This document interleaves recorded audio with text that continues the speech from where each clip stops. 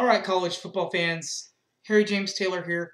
One final show for you as the Aggie Crimson prove to be way too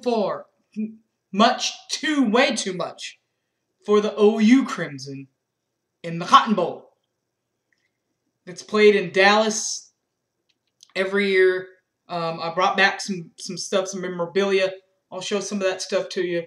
Plus, we'll go over the game and just how the debacle went down. It was not a great night, particularly in the second half. First half was okay. It was balanced. I think Landry had, in the first half, 13 consecutive completions. But in the end, you got to play the full 4 quarters. And Landry didn't. Johnny Manziel did. Tell you how it happened and all that. Coming up next is the Sooners lose in the Cotton Bowl in Cowboy Stadium, 41-13.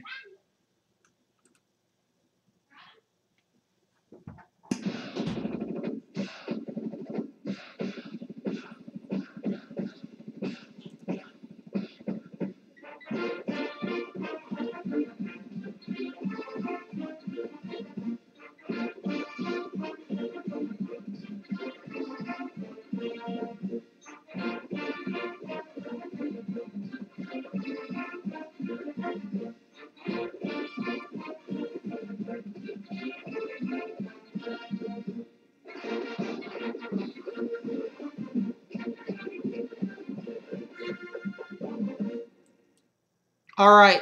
Well, as I said, it started pretty early for the Aggies.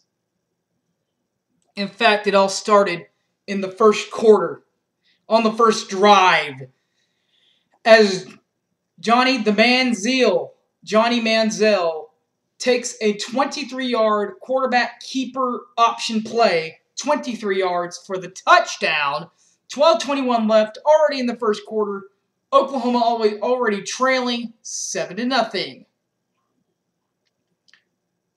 But on the next possession, Oklahoma takes a good chunk off the clock too. And with 6:38 left, Michael Honeycutt nails through a 23-yard field goal, 7-3. Aggies still lean ahead, but the Sooners are on the scoreboard with 3 points. Jumping into the second quarter, Oklahoma and Michael Honeycutt cut the lead to 1.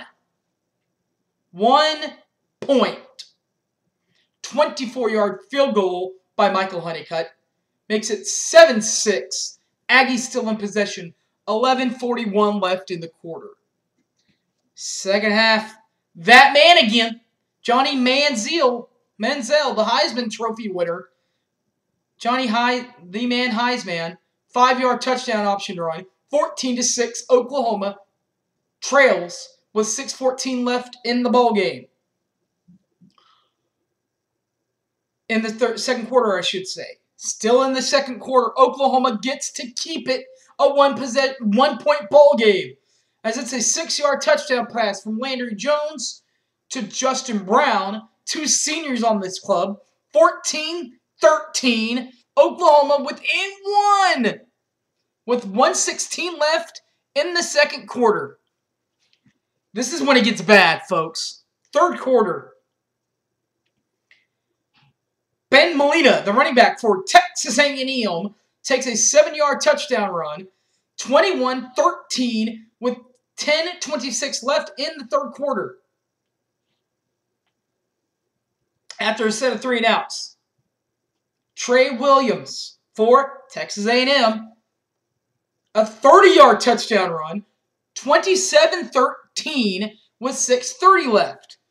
27 because the PAT, the point after, was no good.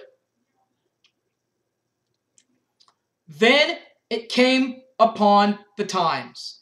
If you're an Oklahoma guy, you know all about this guy. Ryan Swope, the wide receiver. Yes, he did come up with some big plays. Actually, he came up with a 33-yard touchdown pass from Johnny Manziel to the aforementioned Ryan Swope, making it 34-13. There's 3:55 left in the third quarter. Then in the fourth, one more final play to get to for Oklahoma. For Texas A&M on the touchdown side of things. Johnny Manziel to Ozuma Wachuku. 41-13. 9:03 left in the fourth quarter. That's your final score. 41-13. Your statistics for the teams. Landry Jones in the air had 278 yards, a touch, and a pick. In the air also did Johnny Heisman have 278 yards. He had 2 touchdowns and a pick. Rushing-wise, Damian Williams had 16 carries, 41 yards, and 0 touchdowns.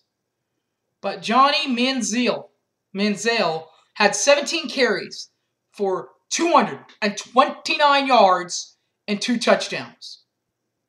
Now, before I even get to the receiving part with Ryan Swope and what he did, already, think about this, guys. We have almost, let's see, what is that? 500 total yards of offense just by a quarterback because of what he can do offensively, because he can run and pass. Mike Stoops has got to fix that, or we could be in some huge trouble. Anyway, getting past that.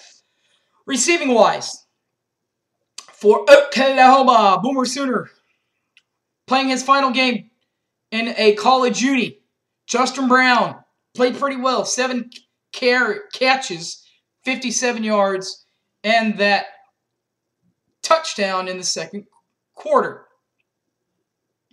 Ryan Swope for Texas A&M had 8 grabs, a $104, and a touch. The defensive statistics for the Oklahoma Sooners and Aggies. The Harris brothers. They're not really brothers, guys. But Harris, Oklahoma's Harris, Javon Harris. 9 tackles, a tackle for loss, and an interception. Dustin Harris, A&M's Harris, 10 tackles, an interception, and a pass breakup. Kicking for each side, Michael Honeycutt was 2 for 2. He had a 23 and a long of 24 yards per field goal. Field goals for A&M, Jaden Obercrom did not have to field goal kick. All he did tonight was PATs and kickoffs. He didn't have to worry about regular field goals. Punting, well, that's about the only bright side for Oklahoma, besides the kicking. Special teams was pretty good for Oklahoma, to be honest. Honeycutt was 2 for 2, and as was Tresser in his final game, Tressway. Oklahoma's Tresser had 5 attempts, 49.4 in average, 3 balls inside the 20-yard line, and a long of 58 yards. The other punter, Ryan Epperson, had 4 attempts, 34.8 in average, 2 of them inside the 20, and a long of 39 yards a ball game. We'll get to the hype of the game and Stoopsy's stop and how I think we did on the main 3 goals here in a second. But first, as I promised, I'd show you guys some of the memorabilia I got. I got a little Fox foam finger. Here, you can see it. Because the game was called by Fox, one of the other games, probably the only game not to be called by the Aggies. ESPN. The ticket. Here's the game program. It was pretty interesting to see that there. So I got that. I also got the cream OU Cotton Bowl hat. I did get the gray one also with both teams on it. A&M on one side, Oklahoma on the other. It says AT&T Cotton Bowl. And if you can see it here, also got my Cotton Bowl bound T-shirt. All that there at the stadium. That at Cowboys Stadium. Hype of the game was the two seniors of the night, Landry Jones and Justin Brown for Oklahoma. 6-yard touchdown pass in the second quarter with a buck 16 left. 14-13, putting Oklahoma back in position to take the ball game. As far as big-time plays, it could have been worse. It could have already been 21-13 if it weren't for this one play. Javon Harris intercepts Johnny Manziel in the back of the end zone for a touchback. 9:09 left in the second quarter. But to be honest, it wasn't Johnny Heisman's fault. The wide receiver, tipped it and kept the ball alive, and Javon comes up with the big interception of the ball game for Oklahoma. Offensively, the three main goals was to get started quickly, and be ready and steady. Oklahoma did okay in this. Not great by any means, with only scoring 13 points. But Landry had the one turnover, Apple turnover, I should say, with the interception. He did complete 13 consecutive passes. He still had 200. He still almost had 300 yards in the air. That is not a bad night for a quarterback. Johnny Manziel did the same thing with one more touchdown pass than interception. So offensively, consistently, considering that we did not have a running game, offensively, we did bust. We did okay for what we had to work with. 13 consecutive passes. I think he only had 13 incomplete passes. He didn't have a lot of them. But it's just that we couldn't get the third downs that we needed to get to the first downs. So that was that. That's what we did offensively. Defensively, your goal was to keep your composure on Johnny Football. Johnny Heisman will make plays. They did pretty good in that in the first half, keeping them within a point. But after that, it just got out of hand. And basically, it looked like nobody wanted to tackle Johnny Football. To be honest,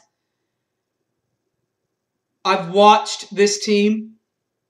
I saw this defense in 2000.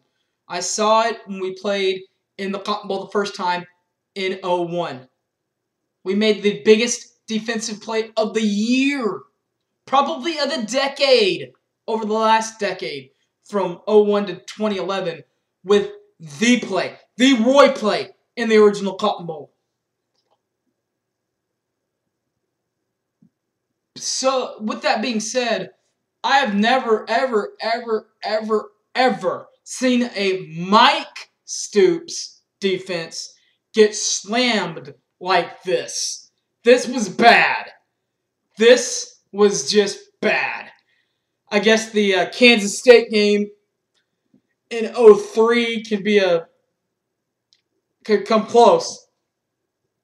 But in Mike's defense, you've got to give him time to get his players in.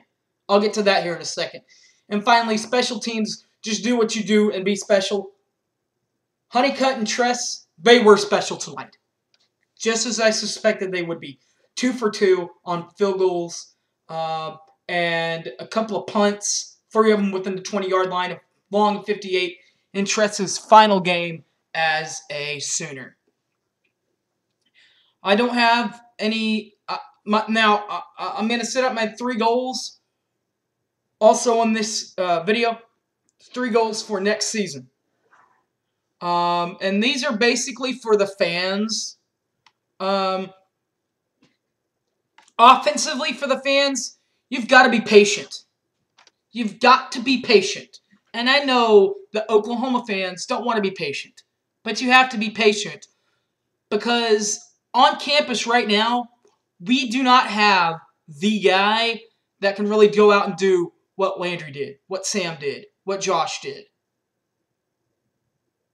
what Hibble did. We do not have the kind of guys that can go up there and throw the ball 50 to 60 times a ball game. What you're probably going to get is more of an option quarterback.